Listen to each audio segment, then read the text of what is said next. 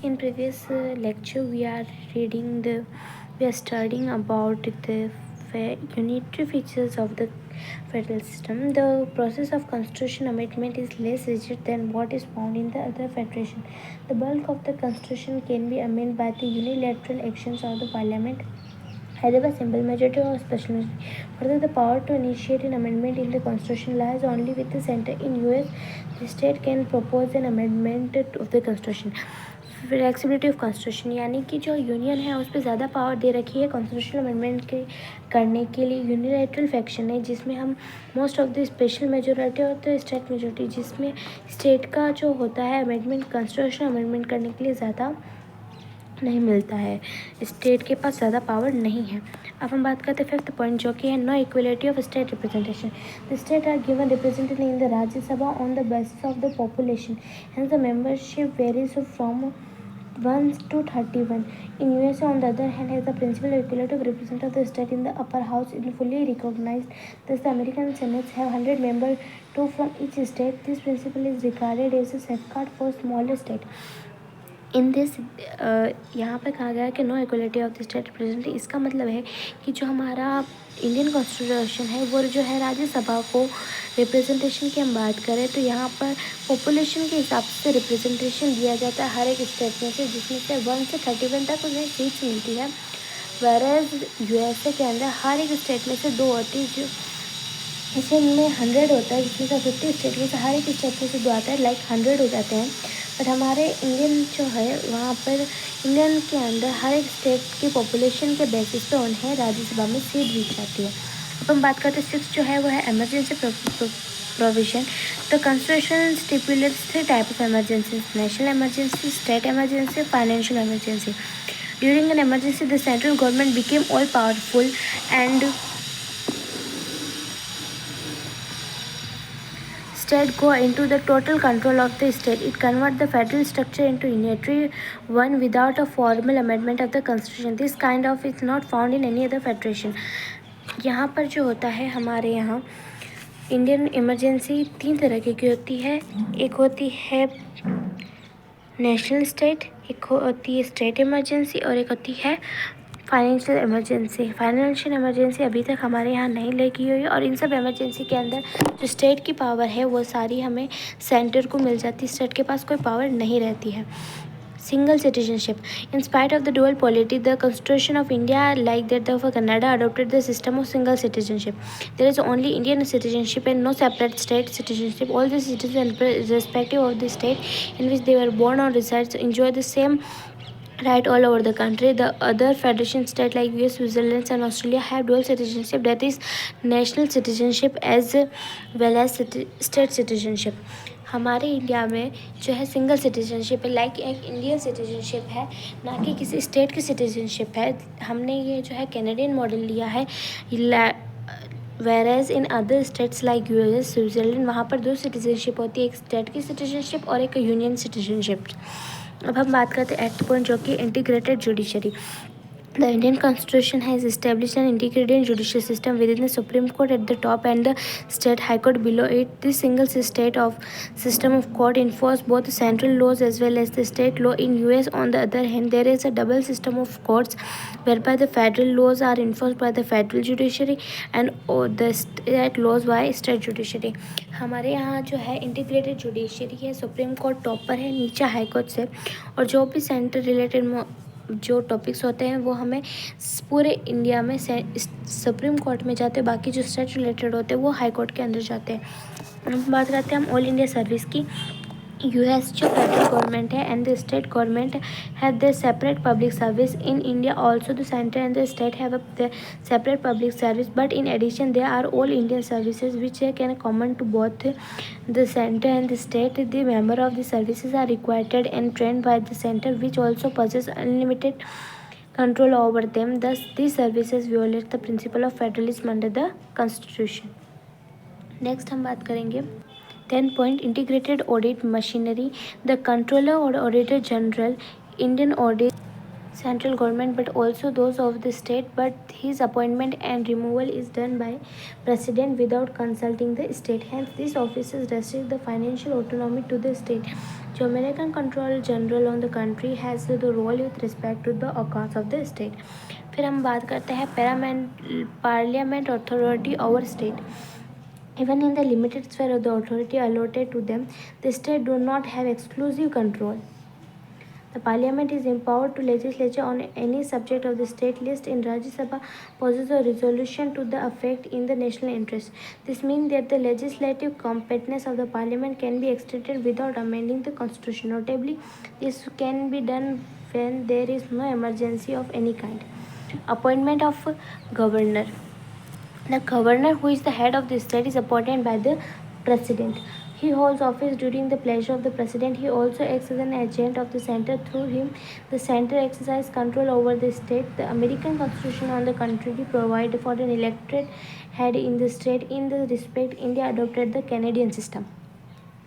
Integrated election machinery की बात करें, the election commission conduct elections not only to central legislature but also to the state legislature. But this body is constituted by the president and the state have no say in this matter. This position is the same with regard to the removal of its member as well. On the other hand, US has separate machinery for the conducting of election in the federal and the state level. Now we have a veto over state bill. The government is empowered to reserve certain types of bills passed by the state legislature for the consideration of the president. The president can withhold his assent to such bills not only in the first instance but also in the second instance. Thus, the president enjoy absolute veto over state bill. But in US and Australia, the states are autonomous within their field and there is no provision for any such reservation. ये हमने पढ़े थे unitary वाले। अब हम बात करते हैं critical evolution of federation system. From the above, it is clear that the Constitution of India has deviated from the traditional federal system like US, Switzerland, and Australia and incorporated a large number of unitary or non-federal features. Unitary or non-federal feature tilted the balance of the power in favor of the center. Thus, has promoted the constitutional experts to challenge the federal character of the Indian Constitution. Thus, K.C. Waras described the Constitution of India as quasi-federal. यहाँ पर हमारा word आता है quasi-federal. The remark that Indian Union is a unitary state with subsidiary federal feature. यहाँ पर केसी क्या कहते हैं कि इंडियन जो यूनियन है वो यूनाइटेड स्टेट है, साथ में एक subsidiary federal feature rather than a federal state. यहाँ कहते हैं यहाँ पर फेडरल फीचर्स है कि फेडरल स्टेट है the subsidiary unitary features. According to case Santhanam के अगर two factors have been responsible for increasing the unitary bias tendency और सेंट्रलाइजेशन ऑफ द कॉन्स्टिट्यूशन। यहाँ पर दो जो है केस समनाथ के अकॉर्डिंग यहाँ पे दो जो फैक्टर्स है जिन्होंने सेंट्रलाइज किया है। First, the dominance of the central in a financial sphere and the dependence of the state upon the central branch. First जो सेंट्रल है उसको फाइनेंशियली इंडिपेंडेंट कर रखा और जो स्टेट है उनको सेंटर के ऊपर डिपेंड कर रखा financially. The emergence of powers full eastern wide plan ने commission from control the development and the process in the state. He observed India has particularly functioned on a unitary state, though the union and the state have tried to function formally and legally as federation. However, there are other political scientists who do not agree with the above description. Thus, Paul Appleby characterized the Indian system as extremely federal. Maurice Jones termed it as a breaking federalism. Edward Jennings has described it as a federation with a strong centralizing tendency. ये word है Ivoire ginning जो है उन्होंने कहा है कि federation with a strong centralizing tendency. He observed that the Indian Constitution is mainly federal with unique safeguard for enforcing national unity and growth. Alexandrovic stated that India is a case sui generis, unique in character. Genevieve Austrian called the Indian federalism as a cooperative federalism. He said that though the Constitution of India has created a strong central government, it has not made the state government weak and has not reduced them to the level of administration agency for the execution of policy of the central government. He described the Indian Federation a new kind of federation to meet Indian peculiar needs. उन्होंने कहा है कि जो India का federation है वो new kind of federation जो कि इंडिया की नीड के अकॉर्डिंग है. On the nature of Indian Constitution, Dr. B.R. Ambedkar made the following observation of the Constitution Assembly. The Constitution is federal constitution. B.R. Ambedkar ने कहा है कि जो Constitution is a federal constitution in as much as it established a dual polity. The Union is not a league of states united in a loose relationship, nor are the state agencies of the Union derive power from it. Both the union and the state are created by the constitution. उन्होंने कहा union और state दोनों he created करे हैं constitution की. Both derived the respective authority from the, दोनों ने जो इनकी अथॉरिटी है वो डिराइव करी कॉन्स्टिट्यूशन ही. फर्दर ऑब्जर्व ये the constitution avoids, yet the constitution avoids the tight mold of the federalism and could be both unitary as well as federal according to the requirement of the time and circumstances. While replying to the criticism of over centralization in the constitution, he stated, criticism का reply करते हुए B.R. Ambedkar ने कहा है, a serious complaint is made on the ground that there is too much centralisation and the state have been reduced to municipalities. It is clear that this view is not only exaggerating but it also founded on a misunderstanding of what actually the constitution countries to do.